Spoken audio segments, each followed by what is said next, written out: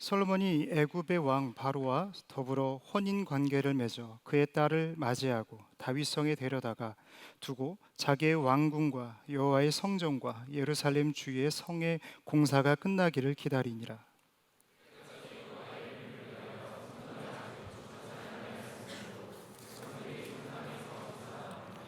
솔로몬이 여호와를 사랑하고 그의 아버지 다윗의 법도를 행하였으나 산당에서 제사하며 분향하더라.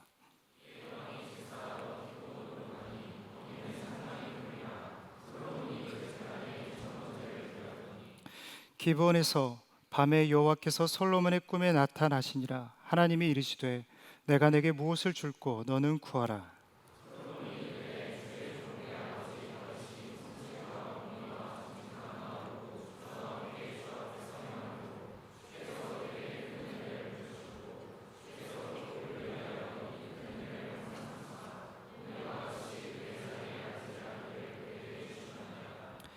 나의 하나님 여호와여, 주께서 종으로 종의 아버지 다윗을 대신하여 왕이 되게 하셨사오나 종은 작은 아이라 출입할 줄을 알지 못하고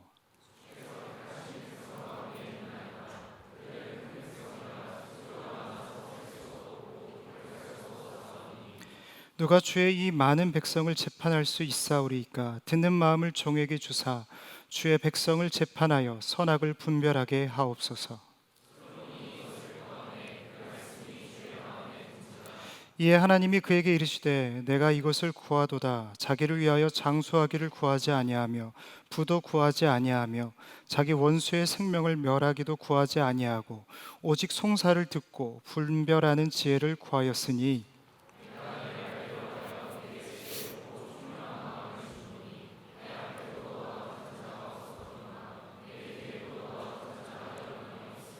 함께요. 내가 구하지 아니한 부귀와 영광도 내게 주노니 내 평생의 왕들 중에 너와 같은 자가 없을 것이라. 아멘. 이것은 하나님의 말씀입니다. 하나님께 인생 경영을 배우라라는 제목으로 함께 은혜를 나눠보고자 합니다. 스웨덴 헬싱보리에는 별난 박물관이 하나 세워져 있습니다. 우리말로 하면 실패 박물관이라고 부를 수 있을 텐데요. 2017년 미국의 심리학자인 이 사무엘 웨스트 박사가 지은 아주 작은 박물관입니다. 이 박물관은 시장에서 실패한 수백 종이 넘는 실패작들이 전시되어 있는데요. 단순히 전시되어 있을 뿐만 아니라 이 작품이, 그러니까 이 물건이죠, 이 실패작 하나하나에 대한 개발의 목적과 또 실패한 이유까지도 상세히 설명하고 있습니다. 그래서 실제로 가보면요, 굉장히 흥미로운 이야기거리들이 많다라고 하더라고요. 저도 이 글을 읽으면서 한국에 출판된 것 중에, 시판된 것 중에 이러한 실패작이 무엇이 있을까 좀 찾아봤는데요. 여러분, 자일리톨을 녹여서 물을 만든다라고 생각하면 드실 수 있으시겠습니까? 우리 사진을 한번 좀 봤으면 좋겠는데요. 자일리톨 워터입니다. 홍보 문구가 씹지 말고 마시세요. 이 마셔본 분이 댓글을 이렇게 쓰셨어요. 껌을 녹이면 이런 거지 같은 맛이 나온다는 것을 알았습니다. 남은 한 병은 치과 선생님 드려야지, 복수다 약 의사 양반. 뭐 이렇게 쓰셨습니다. 또 하나 있는데요. 치토스 립밤. 여러분, 눈이 의심이 되죠. 이렇게 설명하고 있어요. 치토스 특유의 매콤한 맛을 립밤에 담아 짜릿한 자극을 더해보세요. 실은 리더들한테 선물하면 좋을 것 같아요. 쿠팡에 팔고 있습니다. 그리고 마지막, 멘붕어 싸만코. 보기만 해도 장난질하면 안 되는데, 붕어 싸만코에 불닭볶음면 소스를 진짜 넣은 거죠. 여러분, 출판된 겁니다. 시판된 거예요. 댓글이 이래요. 호기심에 하나만 사봤다. 이때의 나를 후려치고 싶다. 남은 반쪽은 남편이나 줘야지. 네. 물론 다시 말씀으로 돌아와서요, 이 사무엘 웨스트가 이 실패라는 것을 조롱하고자 이러한 박물관을 만든 것은 아닙니다. 오히려 그 반대죠. 진짜 혁신은 높은 실패 확률을 동반한다는 그의 인생 철학 때문이었는데요. 동시에 그는 실패를 숨기는 문화에 대해서 문제 제기를 합니다. 무슨 말이냐면 세상은 성공에 대해서는 무엇보다도 열심을 내고 열정을 갖지만 실패에 대해서만큼은 열정을 갖지 않는다. 배우려고 하지 않는다라는 거죠.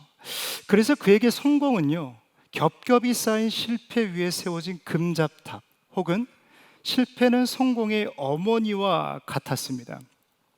그의 인생 철학은 많은 기업인들에게 귀감이 되었는데요. 그래서 IBM, 코카콜라, 구글, 이런 굵직굵직한 기업이 이 실패의 박물관을 탐방한다고 합니다. 실패를 통해 실패를 하지 않으려는, 이 실패하지 않는 방법을 배우려는 것이죠. 사랑하는 여러분, 우리에게도 이 실패의 박물관이 있습니다. 바로 성경이죠. 담임 목사님께서도 아마 2024년에 이러한 제목을 가지고 말씀을 전하신 적이 있는데요. 성경은 그 어떤 인물도 미워하지 않습니다. 보십시오. 아브라함이 있습니다. 여러분, 아브라함 하면 떠오르는 표현이 있죠. 믿음의 조상입니다. 그러나 믿음의 조상이라고 말하기에는 성경은 그의 수많은 치부들을 그대로 고스란히 기록하고 있다는 거죠. 여러분, 성군 다윗도 마찬가지입니다. 그의 인생에 있어서 유일한 오점이자 치명적인 결점인 이 밧세바 사건, 성경은 가감없이 기록하고 있다는 거죠.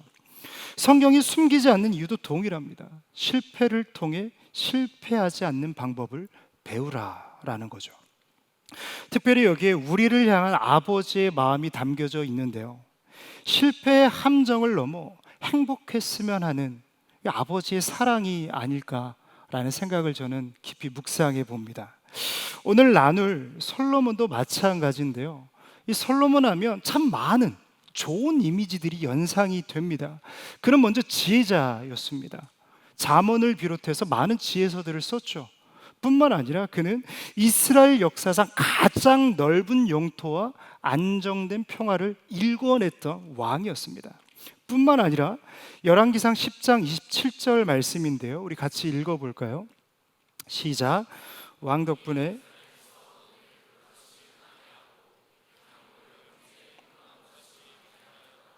아멘. 거기 북까지, 이 솔로몬은 이스라엘이라는 아주 작은 나라를 이 중동의 중심 국가로 만들어낸 아주 위대한 왕이었습니다. 그리고 그의 가장 위대한 업적은요, 아마도 이것이겠죠. 아버지도 이루지 못했던 그 성전 건축. 그는 하나님도 원했고 다윗이 그렇게 원했던 성전을 완공합니다. 다시 말해서 그는 지혜자였고요, 탁월한 행정가였으며 신앙의 아이콘이었습니다.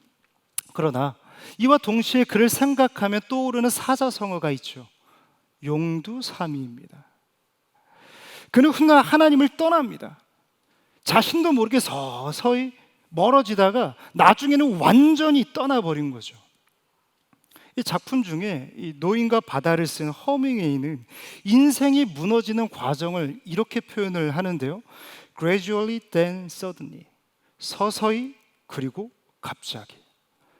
솔로몬 스스로도 모른 채 서서히 멀어지다가 갑자기 하나님과 결별해버린 인생. 여러분, 솔로몬의 인생 아닙니까? 사랑하는 여러분, 끝이 좋은 인생 되시기를 축복합니다. 이를 위해 영적 거장의 실패를 살펴보고 오늘 우리가 놓치지 말아야 할 이 하나님의 경영에 대해서 함께 배워보려고 하는데요. 하나님의 인생 경영 첫 번째는요, 따라해 주시겠습니까? 영적 사고력을 길러내라. 6년 전인가요? 이제 주일 저녁이었는데 이제 시간이 되면 교육자들이 앞마당에서 안내를 서잖아요. 보통 이제 이렇게 폼을 잡고 이렇게 안내를 섭니다. 이 시선은 늘 하늘을 응시하고 있죠. 근데 사실은요, 이렇게 보고 있지만 참 많은 카더라 통신이 거기서 나옵니다. 이런저런 이야기들이 나온다라는 거죠. 예를 들면, 야, 이번 주에 임기도 목사가 딸을 낳았대. 근데 기도 닮았다는데? 이런 이야기들. 여러분, 진짜 임기도 목사님이 딸을 낳았습니다. 여러분 보시면 축하해 주셨으면 좋겠어요.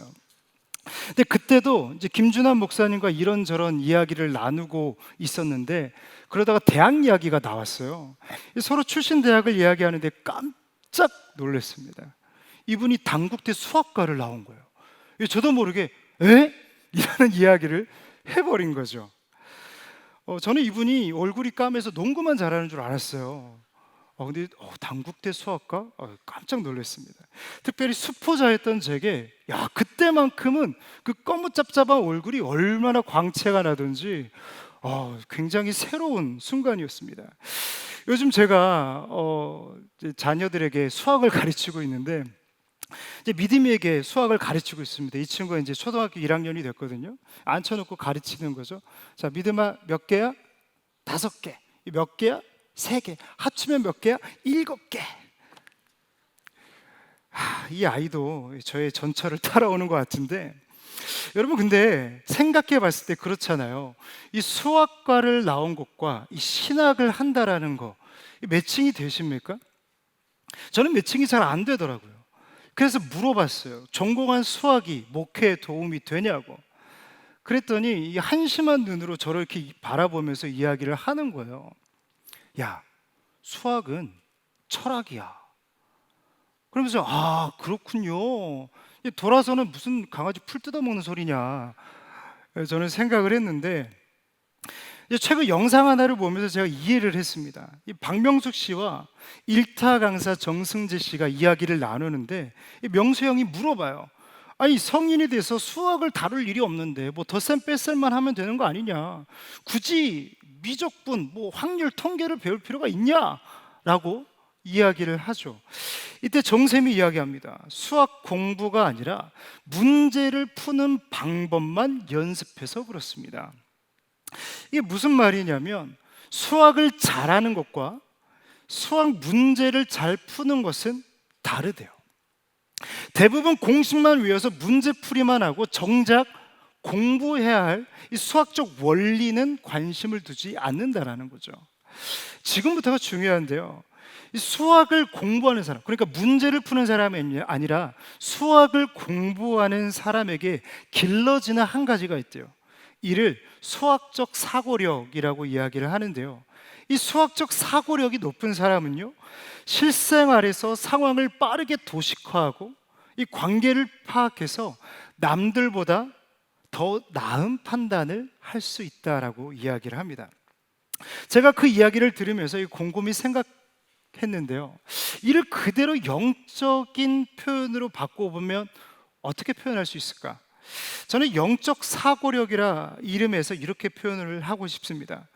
상황을 하나님의 시선으로 바라보고 말씀과의 관계 속에서 분별하여 믿음의 판단을 내릴 수 있는 능력이다. 이것이 바로 영적 사고력입니다. 반대로 영적 사고력을 기르지 못한 사람들은요, 이 문제를 풀어내기에 급급한 거죠. 자, 이런 배경을 가지고 솔로몬의 인생을 들여다보고자 하는데요. 우린 솔로몬이 아무런 문제 없이 어려움 없이 왕좌에 올랐다라고 생각합니다. 여러분, 전혀 아닙니다. 그는 굉장히 어려운 시기에 왕이 됐고, 그가 왕이 됐을 시에 참 많은 문제들이 기다리고 있었습니다. 보십시오. 이 왕권에 있어서 절대적인 것은요, 이 정통성입니다. 쉽게 말해서 장자일 때 그 정통성이 인정이 된다라는 거죠. 그러나 그는 서자였어요. 첩의 자식이었다라는 거죠. 더욱이 그 첩 바세바는 어떤 사람입니까? 다윗이 가늠한 여인입니다. 그에게 있어서 어머니도 그렇고 자신의 출신도 그렇고 모든 것이 불안을 조장하는 조건이었다라는 거죠. 거기에 형님 아도니아가 구테타를 일으킵니다.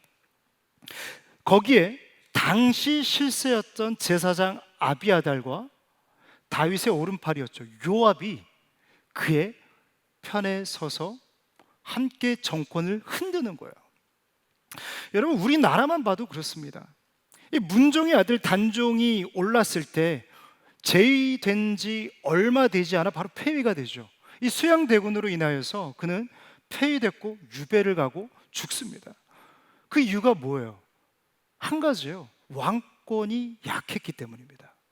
약하면 먹히는 것이 그때였다라는 거죠.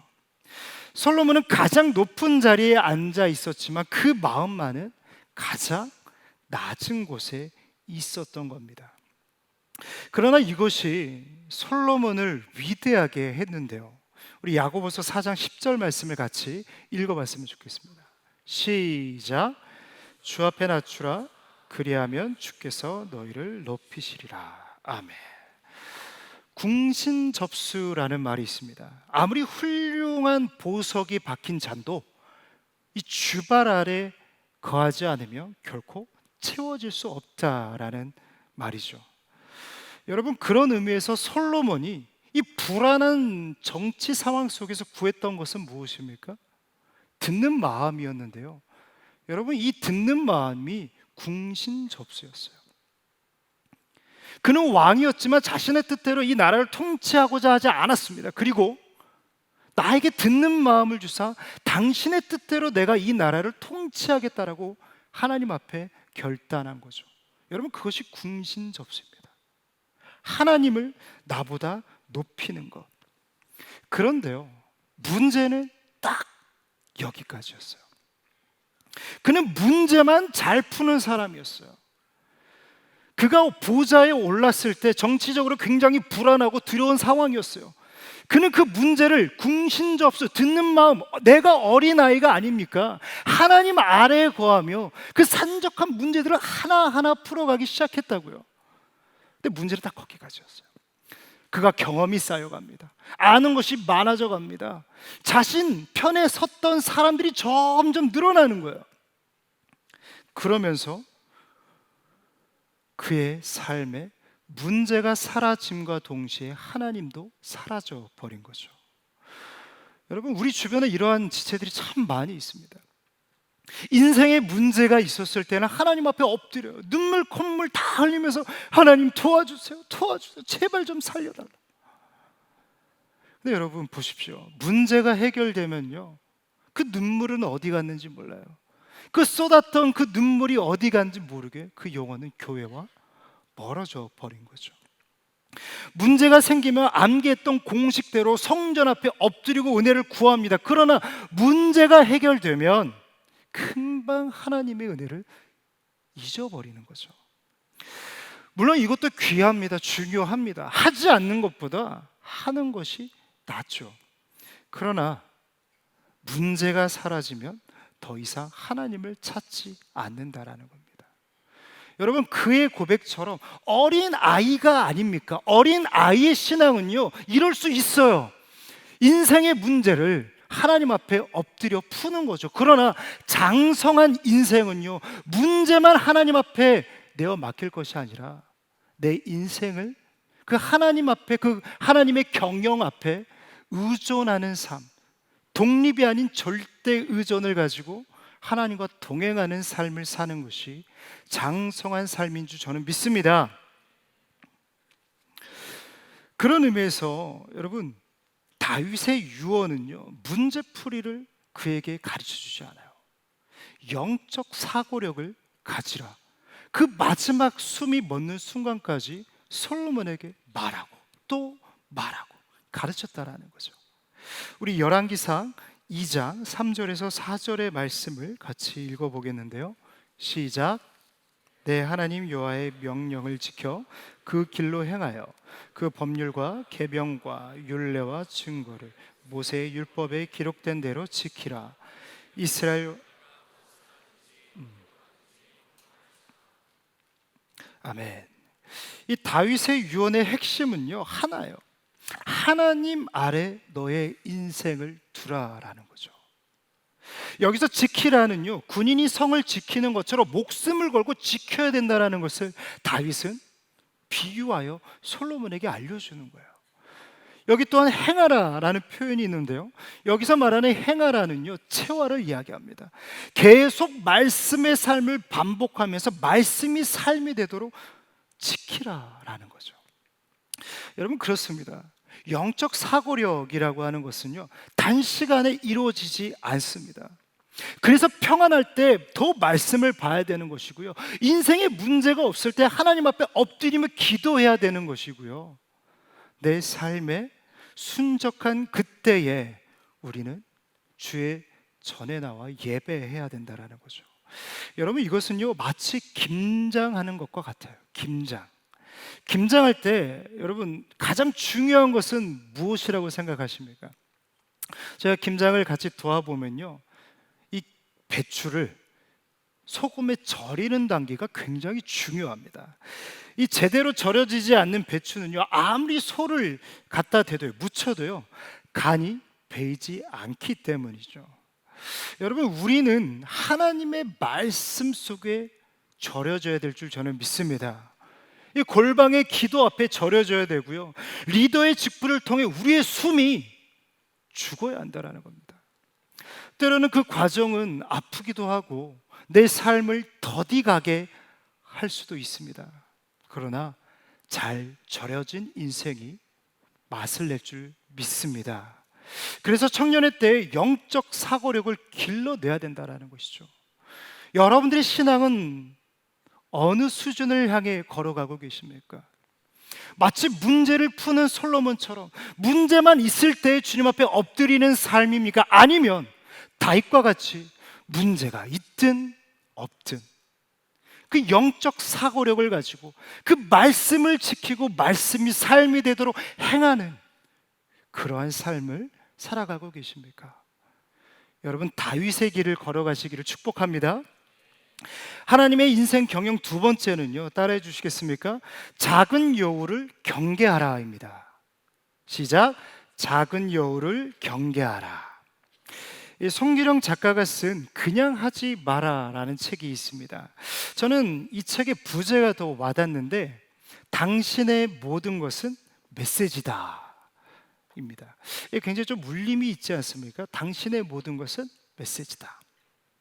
인간의 모든 행위에는 이 숨겨진 의미와 욕망이 담겨져 있다라는 거죠. 예를 들면요, 이 커피 한 잔도 그렇습니다. 연인 사이 안에서 커피 한 잔은요, 데이트 신청이지만, 자 보십시오.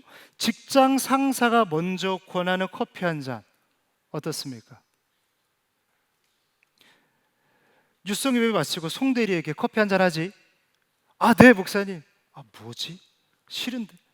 여러분, 직장 상사와 함께하는 이 커피 한 잔은요, 왠지 싫지 않습니까?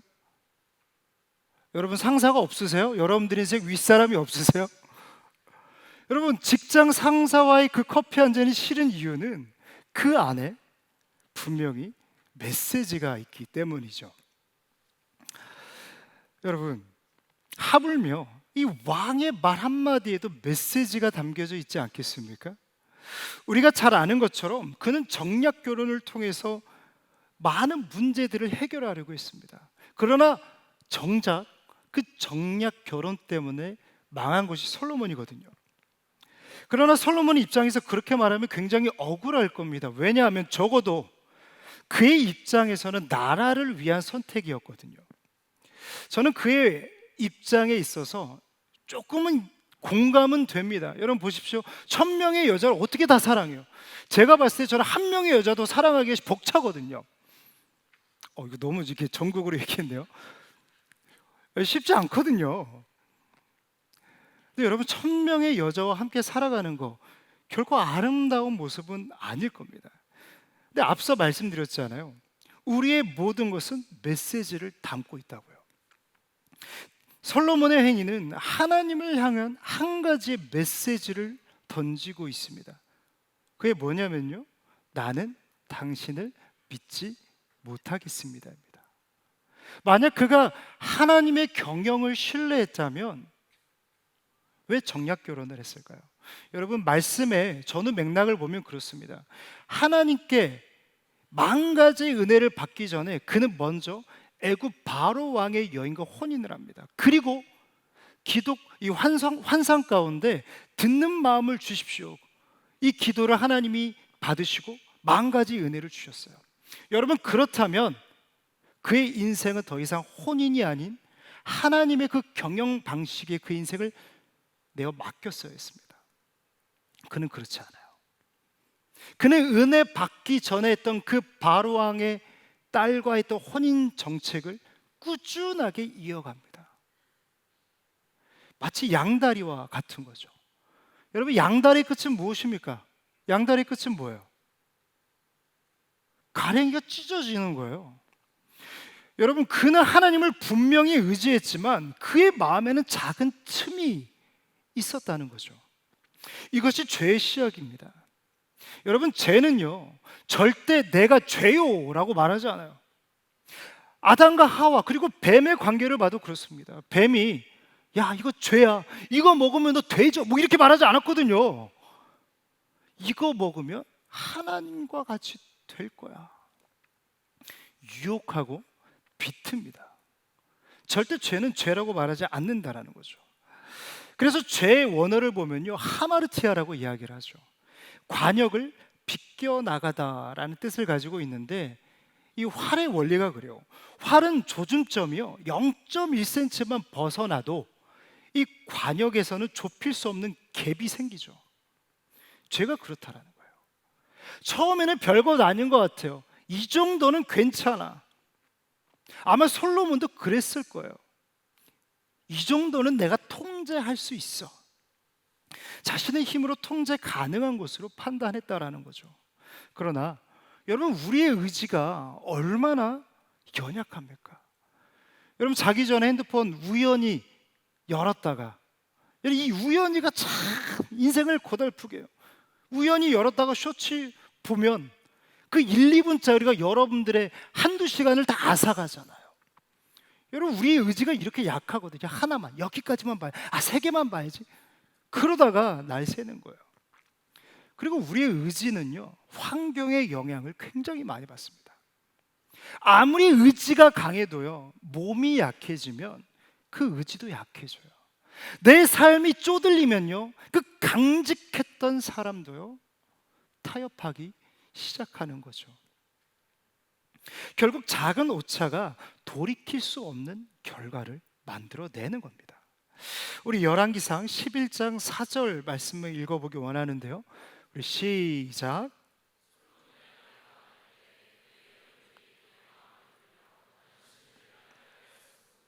아멘. 그의 인생은 관역을 완전히 벗어나고 말죠. 저는 이 말씀을 봤을 때 솔로몬의 나이가 많았을 때라는 표현이 되게 와닿아요. 그가 처음부터 그러지 않았다라는 거예요. 그는 양다리를 걸쳤지만 어느 한쪽으로 쏠리지 않았다라는 거예요. 그러나 여러분, 죄라고 하는 것은요 편향성을 갖고 있어요. 이 편향성이라는 게 기울기거든요. 한번 기울어진 이 기울기는요 점점 가속도를 만들어내고요 나중에는 그냥 완전히 쏠려서 돌이킬 수 없다라는 거예요.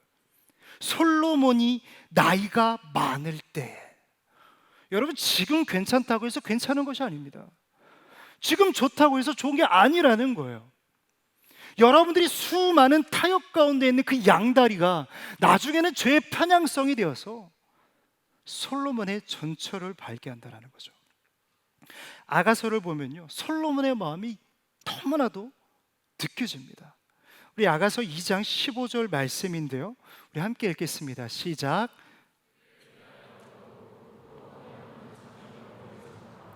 네, 우리를 위하여 여우 곧 포도원을 허는 작은 여우를 잡으라.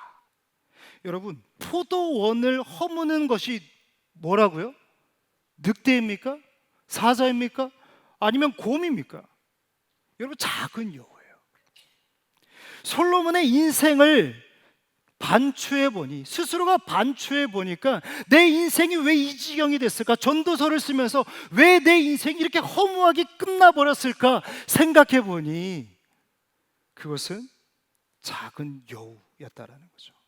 결국 그 작은 여우가 하나님과 나 사이를 멀어지게 했다라는 겁니다. 여러분, 우리의 인생을 무너뜨리는 것도요 큰 위기가 아닙니다. 작은 여우예요. 작은 틈이에요. 내가 컨트롤할 수 있다는 그것, 그래서 한 번 정도는 괜찮다고 생각하는 그것, 그 작은 여우 때문에 내 삶이 무너진다라는 거죠. 여러분들의 인생의 작은 여우는 무엇입니까? 여러분들에게 한 번 예배 빠지는 것은 괜찮아, 말씀 안 읽는 거 괜찮아, 기도 안 해도 괜찮아, 그 유혹하는 것은 무엇입니까? 돈입니까? 아니면 인정의 욕구입니까? 그것도 아니면 끊을 수 없는 관계입니까? 작은 여우가 우리를 무너뜨리는 이유가 여기 있는데요. 그것은 작은 틈이 아니라 내가 하나님보다 더 사랑했던 우상이기 때문입니다. 제가 이미 말씀을 드렸어요. 죄는 나에게 내가 죄요 라고 다가오지 않아요. 그저 작은 틈이라고 이야기합니다. 타협할 수 있다라고 이야기하고요, 네가 컨트롤할 수 있다라고 이야기합니다. 그러나 여러분, 그것은 작은 틈이 아니라 명백한 우상이고 죄는 죄일 뿐이라는 거죠. 솔로몬은 거기서 무너진 겁니다. 내가 컨트롤할 수 있다라는 그 마음, 여전히 내가 통제하고 있다라는 그 마음, 언제라든지 내가 돌아갈 수 있다라는 그 자만심. 그러나 죄의 평양성은 그 인생을 무너뜨리는 거죠. 그렇기 때문에 하나님의 인생 경영, 이 세 번째가 중요한데요, 두려워할 것을 두려워하라입니다. 두려워할 것을 두려워해야 합니다. 사람이 집착을 보일 때가 있습니다. 가장 큰 이유가 이 상실에 대한 두려움 때문인데요. 목표했던 고지에 섰는데 왜 우리 마음이 불안할까요? 내가 얻고자 했던 것을 얻었음에도 불구하고 왜 우리는 쉬지 못할까요? 여전히 뜬 눈으로 밤을 지새우고 오히려 얻은 전보다 얻은 이후의 삶이 더 피곤하고 고달플까요? 높이 올라간 만큼 이 추락에 대한 두려움이 커졌기 때문이 아닐까요? 뭔가 이제는 지켜야만 하는 것들이 내 삶에 생겼기 때문에 여러분, 얻어도 쉬지 못하고 목표점을 달성했음에도 불구하고 그 마음에 평강이 없는 것 아니겠습니까? 가만 보면 솔로몬도 그랬던 것 같아요. 여러분, 당시 이스라엘이 전무후무한 호황을 누린 것은 맞습니다. 그러나 우리가 지형을 봐도 그렇거든요. 이스라엘은 사면이 외서로 둘러싸인 구조였습니다. 쉽게 말해서 한 번 삐끗하면 어떻게 되는 거예요? 쭉 미끄러지는 거예요. 그런 의미에서 천명의 후궁은 그의 불안과 두려움을 덜어줄, 해소해줄 이 가시적인 도구였을 겁니다. 그들만 잘 구슬리면 이 주변 나라들과 우호적인 관계를 맺으면서 자신의 권력과 안위를 지킬 수 있었거든요. 그들은 보여지는 자신의 인생의 안전장치였어요. 그렇기 때문에 반대로 그것은 그에게 두려움이었습니다. 아이러니하죠? 그랬기 때문에 그것은 솔로몬에게 있어서 가장 두려운 부분의 한 점이었어요. 여러분, 추락에 대한 두려움 어디서부터 출발합니까? 내가 얻었던 그것 때문입니다. 여러분, 이 후궁들이 기분이 상하면 솔로몬 입장에서는 어땠을까요? 이 나라의 존폐가 흔들린 만큼 두려웠을 겁니다. 실상 그렇지 않을지라도 여러분, 죄의 평양성은요, 우리의 분별력을 잃게 하거든요. 나라가 부강했음에도 불구하고, 하나님이 지켜주시는 나라임에도 불구하고 이 후궁들과 관계가 깨어지고 문제가 생기면 그 주변 나라들까지도 뭔가 우리나라를 쳐 들어올 것처럼 그는 불안을 느꼈다라는 거죠. 여러분, 그래서 그가 몰래 앞에서 제사 드리지 않았을까요? 여러분, 이게 죄라는 것을 솔로몬이 몰랐던 게 아니거든요. 다윗은 분명히 마지막 유언을 통해서 너는 대장부가 되라 라고 이야기하면서 오직 주의 길을 걸어갈 것을 권면했거든요. 그는 알았어요. 그러나 그럼에도 불구하고 그는 몰렉에게 제사합니다. 여러분, 몰렉이 얼마나 추악한 우상입니까? 인신제사를 받았던 우상이 몰렉이었어요. 근데 그 몰렉 앞에 솔로몬이 제사를 드리고 있는 거예요. 그 외에도 수많은 우상들 앞에서 그는 절합니다. 왜요? 추락에 대한 두려움이 있기 때문이죠. 여러분, 어쩌면 우리가 예배를 등한시하진 않지만 그럼에도 불구하고 내 삶에 문제가 생겼을 때 가장 먼저 내려놓게 되는 것, 그것이 만약 예배라면, 여러분 우리는 오늘 이 말씀을 통해서 한 번쯤 고찰해 봐야 되지 않을까 생각해 봅니다. 여러분 솔로몬이 망한 이유도 여기에 있거든요. 여러분 그가 지혜가 부족해서 망하지 않았습니다. 가진 것이 없어서 망하지 않았다고요. 두려워할 것을 두려워하지 않았기 때문입니다. 그는 세상을 두려워하며 하나님을 멀리했기 때문이죠. 여러분, 근데 그의 인생을 보면 참 안타까운 것이 무엇이냐면, 그는 가늠한 여인의 아들이었어요. 원래 왕이 될 수 없는 몸이었다라는 거죠. 서자 출신의, 여러분 그는 볼품없는 출신의 인생이었습니다. 그런데 출생서의 모든 것을 초월하여 왕이 됩니다. 여러분 그가 왕이 될 수 있었던 이유는 무엇입니까? 하나님의 은혜였습니다. 아멘이십니까? 하나님의 은혜였다고요. 우리가 오늘을 살아갈 수 있는 이유, 우리가 이 자리에 올라설 수 있었던 이유, 저는 하나님의 은혜임을 믿습니다. 그는 세상을 두려워할 것이 아니라 하나님을 두려워했습니다. 두려워해야만 했습니다. 그는 세상을 사랑할 것이 아니라 하나님을 사랑해야 했고, 세상을 의지할 것이 아니라 하나님을 의지해야만 했다라는 거죠. 여러분 이것을 성경은 경외라고 이야기합니다. 그는 훗날 이야기를 하죠. 우리 잠언 1장 7절인데요. 우리 함께 읽겠습니다. 시작.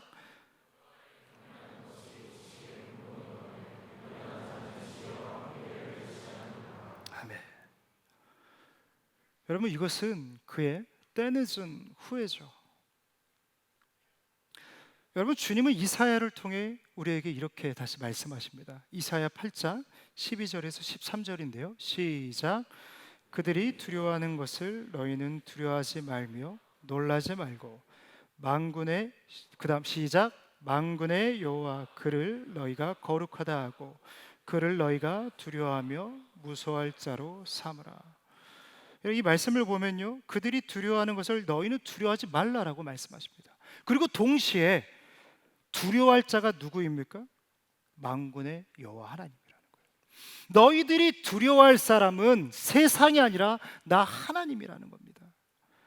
여러분 이것이 하나님이 하시는 힘 자랑입니까? 내가 세상보다 힘이 세니까 너는 나를 두려워해야 돼. 마치 폭군처럼 우리를 억압하시기 위해서 두려워하라 라고 말씀하시는 겁니까? 아니죠. 내가 두려워하는 것이 내 인생을 끌고 가기 때문에, 내가 두려워하는 것이 내 인생을 끌고 가기 때문에 하나님께서는 인간의 연약함을 생각하셔서 그 수준에 맞춰서 우리에게 말씀하시는 겁니다. 여러분 단순히 두려워할 자를 두려워한다라고 하는 것은 떨며 불안해한다라는 것을 의미하지 않습니다. 내가 두려워할 자를 두려워할 때 그 두려운 이가 앞서가면 우리는 그를 따라가기 때문입니다.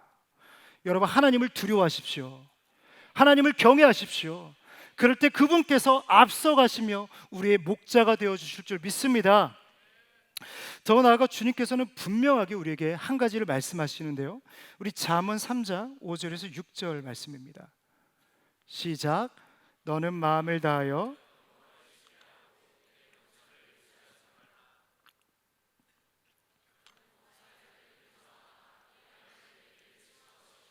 아멘. 이 말씀을 묵상하는데 지난 주일 말씀이 생각이 났습니다. 우린 선한 싸움을 싸워야 합니다. 솔로몬이 이렇게 이야기하죠. 내 명철을 의지하지 말라. 여러분 이것을 삶으로 풀어낸다면 그 모습은 선한 싸움과 같은 순간일 겁니다. 여러분 우리는 선한 싸움을 싸워야 합니다. 사도 바울은 디모데에게 그 싸움을 이렇게 표현합니다. 믿음의 선한 싸움을 하라. 선한 싸움의 목적이 무엇이냐면 믿음을 위해서라는 거예요. 믿음을 갖기 원한다면 여러분 선한 싸움은 불가피한 것입니다. 선한 싸움을 피하고선 결코 그 믿음을 얻을 수 없다라는 거죠. 우리는 본능이 그렇습니다. 여러분 그렇다면 이 선한 싸움의 대상은 무엇일까요? 선한 싸움의 대상은 무엇일까요? 너? 나? 이런 겁니까? 여러분, 선한 싸움의 대상은요 바로 자신입니다. 자신. 우리는 자꾸 내 지식과 경험을 의지하려고 합니다. 근데 여러분, 영적 사고력을 가졌던 다윗은요 이러한 진리를 알았어요. 이러한 죄의 본성을 알았다라는 거예요. 그래서 그는 믿음의 선한 싸움을 싸우기 위해서 어떻게 합니까? 역대상 18장 4절 말씀인데요, 우리 함께 읽겠습니다. 시작. 다윗이 그 병거 100대의 말들만 남기고 그 외 병거의 말은 다 발에 힘줄을, 아멘. 말씀을 보면요 발에 힘줄을 끊었다라고 이야기를 하죠. 여러분, 그 이유가 무엇입니까? 이 죄라는 것이 그렇거든요. 끊임없이 나 자신을, 또한 내가 소유하는 그 무언가를 의지하려고 하는 이 죄, 이 본성을 다윗은 알았기 때문입니다. 그래서 그는 스스로 말의 힘줄을 끊는 거예요. 그에게 있어서 가장 두려움은 하나님과 멀어지는 것이었기 때문입니다. 사랑하는 여러분, 믿음의 선한 싸움을 싸우십시오. 치열한 그 싸움을 싸우십시오. 여러분, 거기에 생명이 있습니다. 예배보다 더 중요한 것은 없습니다. 하나님의 말씀보다 더 귀한 것은 없고요, 기도보다 흔들리는 나의 심령을 붙잡아 주는 것은 없습니다. 근데 마귀는 끝까지 우리의 마음에 가라지를 뿌리죠. 한 번쯤은 괜찮아, 한 번쯤은 괜찮아. 그러나 죄의 평양성은 결국 돌이킬 수 없는 결과를 만들어 온다라는 거죠.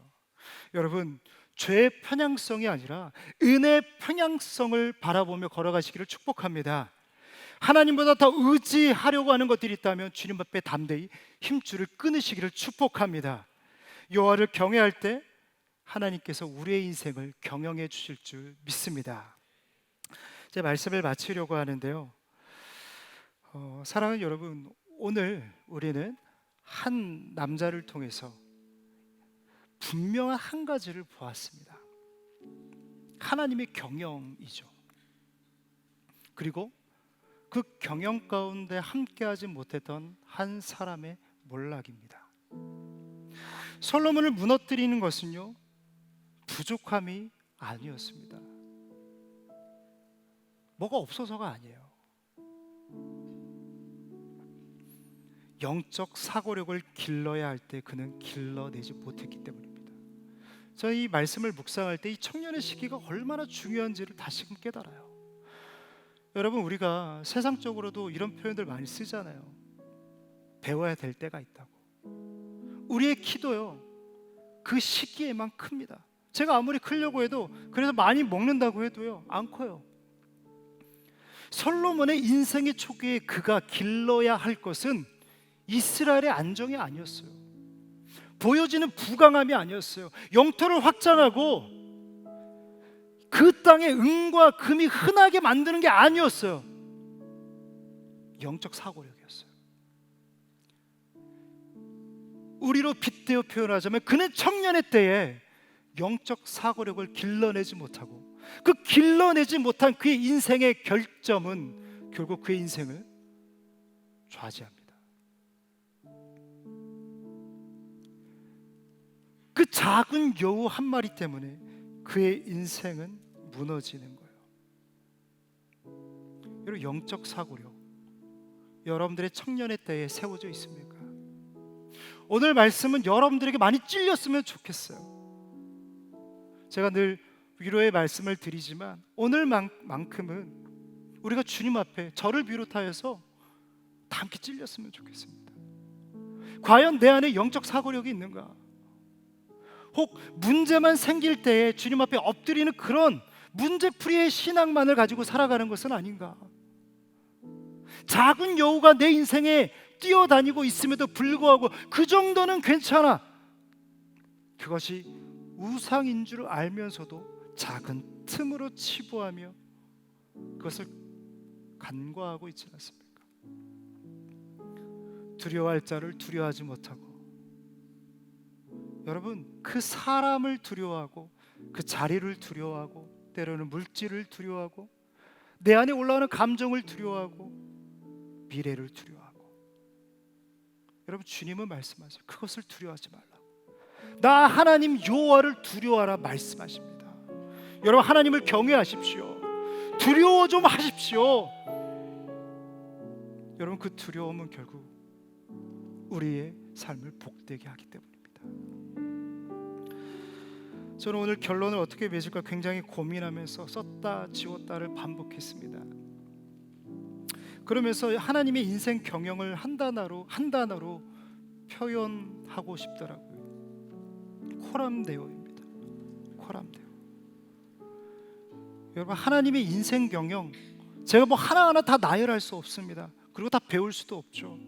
그러나 우리가 하나님 앞에 살아간다면 주님께서 우리의 걸음을 인도해 주실 것입니다. 하나님의 인생 경영은요, 특별하지 않아요. 제가 세 가지를 나눴지만 내가 코람데오하며 살아간다면 그것은 내 삶 가운데 굉장히 자연스럽게 이루어질 귀한 은혜입니다. 여러분, 그 은혜를 누리십시오. 사람을 의식하지 않고 하나님을 의식하는 삶, 사람의 결정을 휘둘리는 것이 아니라 말씀이 말하는 그 결정을 내 삶에 내리고 걸어가는 삶. 세상에 쪼들리는 인생이 아닌 하나님의 넉넉함 가운데 걸어가는 인생. 여러분, 하나님께서 우리의 바람이 되어 주셔서 그 성령의 바람 가운데 우리의 인생을 소원의 항구로 인도해 주실 줄 믿습니다. 우리 함께 찬양하겠습니다.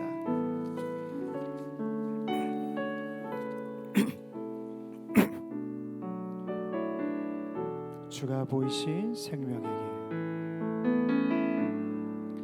주가 보이신 생명의 길, 나 주님과 함께 상한 마음을 들이며 주님 앞에 나가리. 나의 의로움이 되신 주, 그 이름 예수, 길이 되신 이름 예수. 나의 길 오직 그가 아시나니, 나를 단련하신 후에 내가 정금같이 나오리라.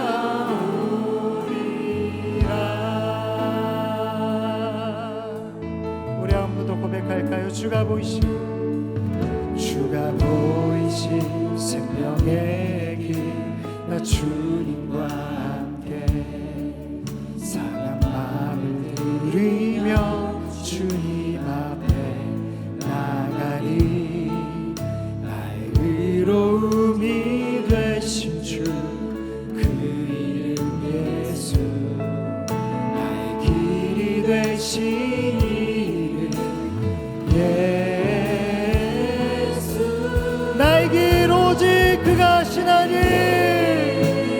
오직 그가 하시나니, 나를 단련하신 후에 내가 정금같이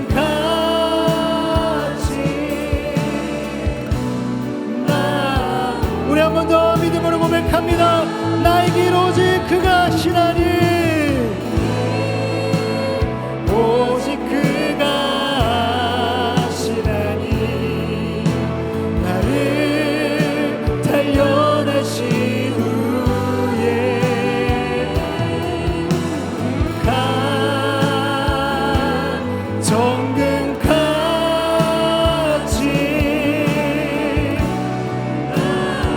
우리 한 번 더 우리의 삶을 주님께 맡기며 나의 길 오직 그가 하시나니, 나를 단련하신 후에 내가 정금같이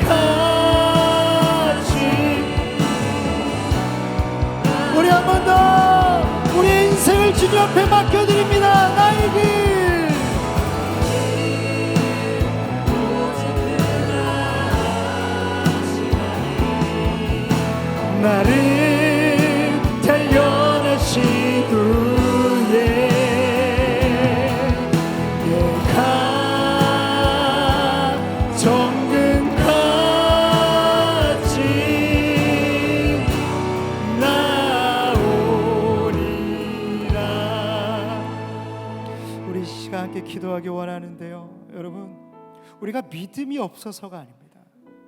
주님 앞에 내 삶을 맡겨드리지 못하는 이유가 믿음이 없어서가 아니에요. 믿음이 있어요. 그러나 연약하기 때문입니다. 여러분, 그 연약함을 우리는 넘어서야 될 줄 믿습니다. 사도 바울의 말처럼 믿음의 선한 싸움을 싸워 나 자신을 넘어 하나님께로 향해야 될 줄 믿습니다. 여러분들의 약함은 무엇입니까? 여러분들의 인생을 휘어잡는 작은 여호는 무엇입니까? 이 시간에 믿음으로 결단하십시오. 나는 믿음의 선한 싸움을 싸우리라. 내 인생을 주님께 맡겨드리리라. 그럴 때 정금과 같이 우리 삶을 새롭게 하실 줄 믿습니다. 우리 시간에 기도할 때 하나님, 나에게 믿음을 허락하여 주시옵소서. 나에게 작은 여우가 있습니다. 그 여우를 붙잡아 주시고 따라가게 하여 주셔서 온전한 믿음으로 나아가게 하여 주시옵소서. 우리 주님 세 번 부르고 기도하겠습니다. 주여, 주여,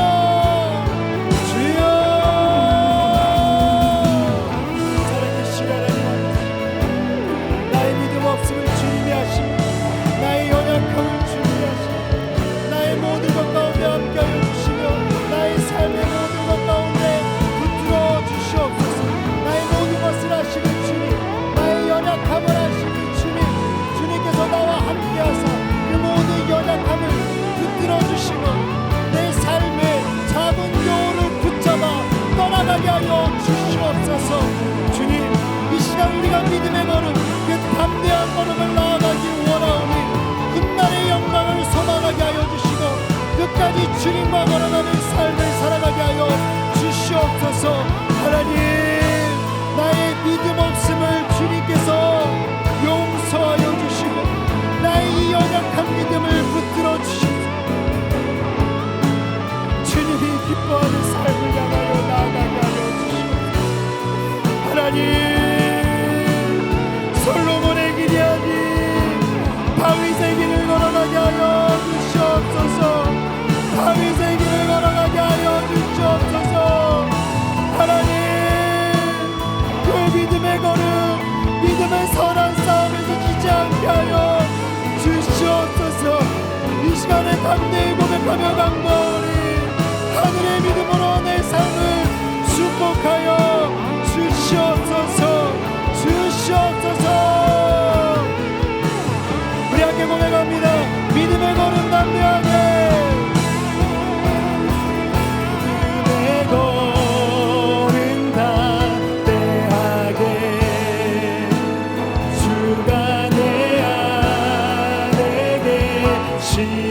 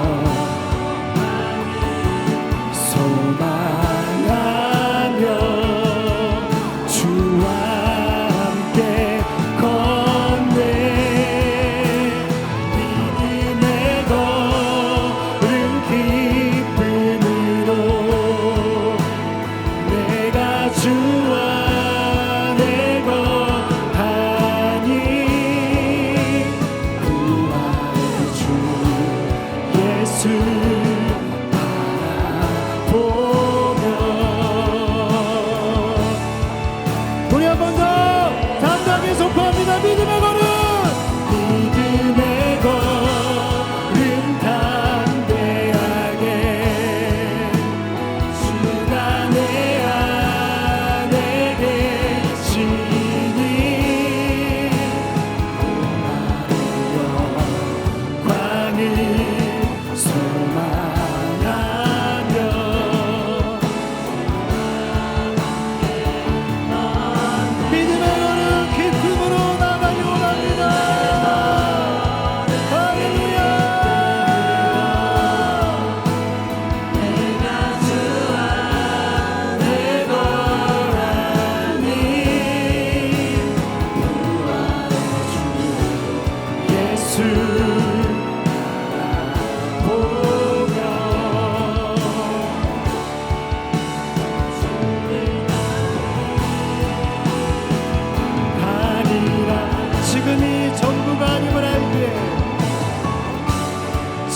믿음이 전부가 아니므로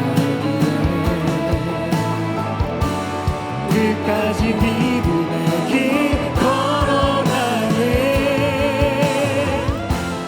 그 끝에 주 나를 맞아주시리니 소망을 품고 주 이름 찬양하니. 믿음의 걸음, 믿음의 걸음 담대하게 주가 내 안에 계시니 훗날의 영광을 소망하며 주와 함께 걷네. 믿음의 걸음 기쁨으로 내가 주 안에 거하니 구원의 주 예수 바라보며 주를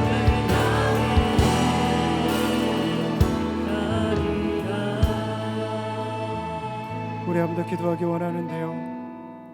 하나님은 우리 아버지이신 줄 믿습니다. 우리는 버릴지라도 하나님은 우리를 결코 버리지 않으신 줄 믿습니다. 우리 시간 기도하실 때 하나님 아버지, 제 인생의 경영권을 주님께 올려드립니다. 인생을 내가 붙들고 계산하며 살아왔던 모습을 내려놓게 하시고 이제는 하나님의 경영 안에 거하는 인생이 되게 하여 주시옵소서. 끝까지 하나님을 경외함으로 무너지지 않는 삶을 살게 하여 주시옵소서. 우리 시간 한 번 더 기도할 때 하나님, 상황과 현실에 끌려가는 것이 아니라 하나님의 시선으로 분별하는 영적 사고력을 허락하여 주시옵소서.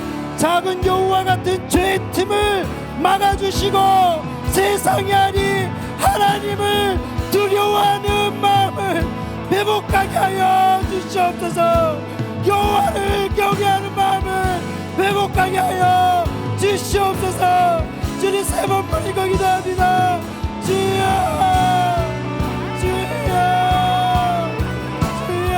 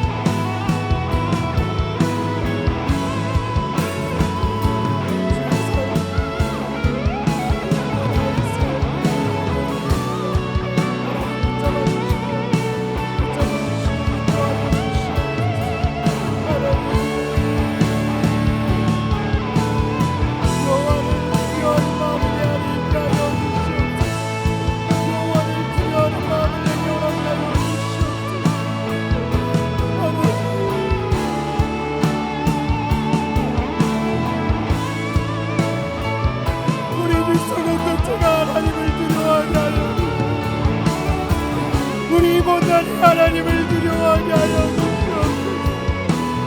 우리 동성교회가 하나님을 두려워하게 하여 주시옵소서. 마땅히 두려워할 사람을 두려워하며 우리 모두가 되게 하여 주시옵소서. 하나님 이 시간에 같이 기도하나니 새가 기쁘다가 되게 하소서. 새 수를 부어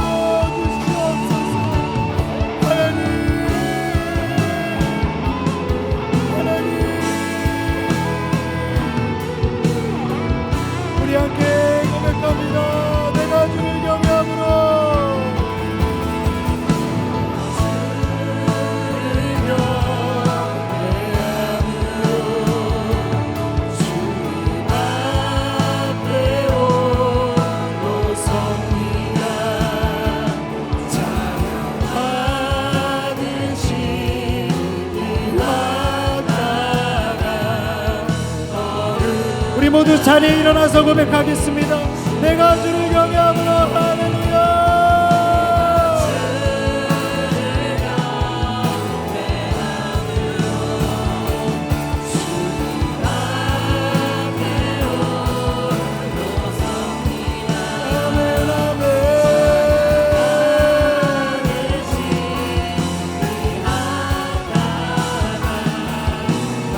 우리 한 번 더 주님 앞에 나의 영혼을 드리며 고백합니다. 내가 주를 경외함으로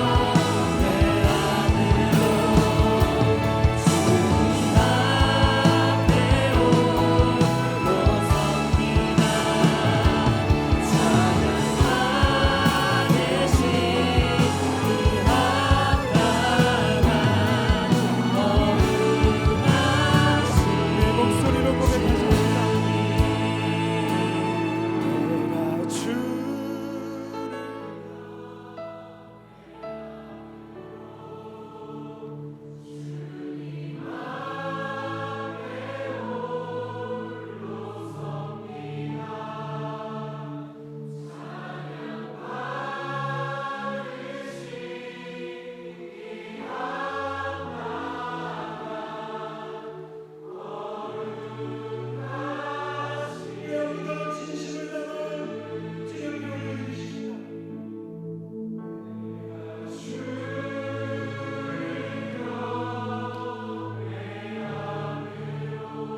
주님 앞에 올라섭니다.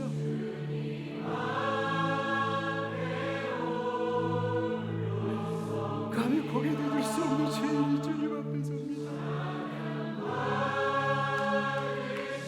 우리를 불쌍히 여겨주옵소서.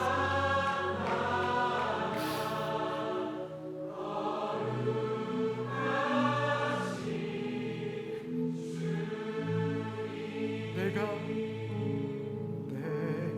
주를 경외함으로 주님 앞에 홀로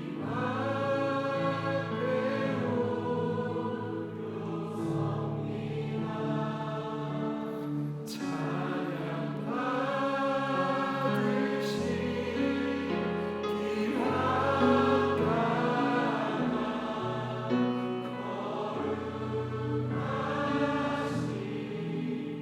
이